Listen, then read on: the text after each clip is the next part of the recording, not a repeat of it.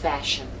Let's talk about it. I think you have to suck your cheeks in like this when you talk about it. Fashion.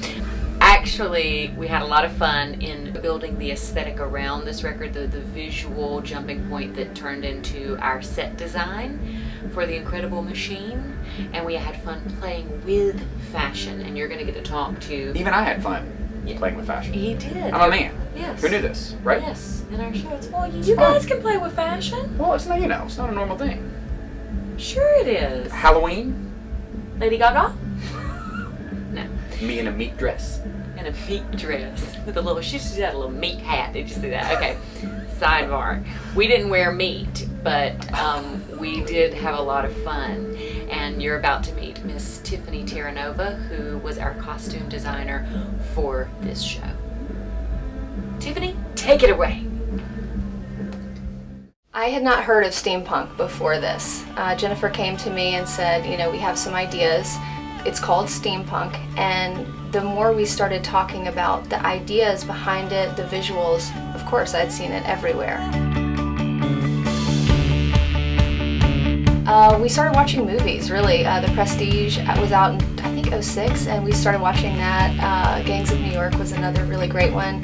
The internet, great source for things like SteamCon, the Dragon Con kind of things where you would see these outrageous costumes that people do. It blew my mind.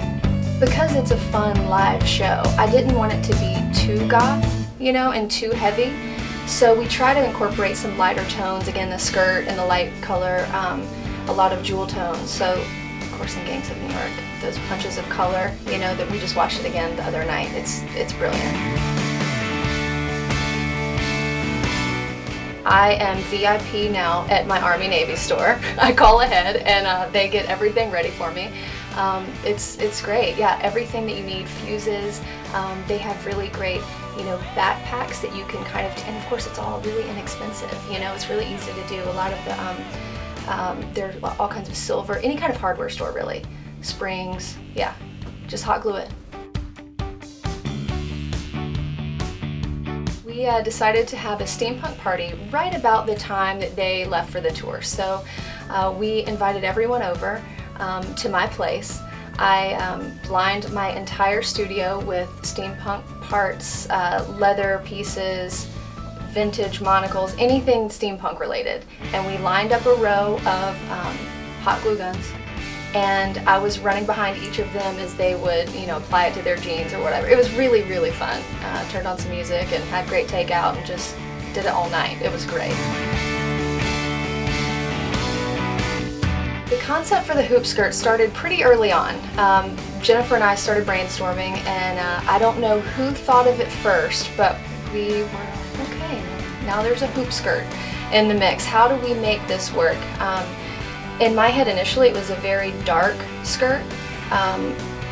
It sort of kind of came to me. We were looking at different fabric options. My grandfather, who is 95 and a carpenter, had this piece of fabric as a drop cloth. It ended up in my studio. Of course it was, old set of curtains from like the 50s. I was trying to tea stain a piece of fabric to use for the skirt, and I instantly had, the perfectly aged fabric that I need sitting right there. So it's really cool that it kind of is a part of, my family, and it was the perfect piece. It was kind of dirty and, already perfectly aged. I could never make it look like that.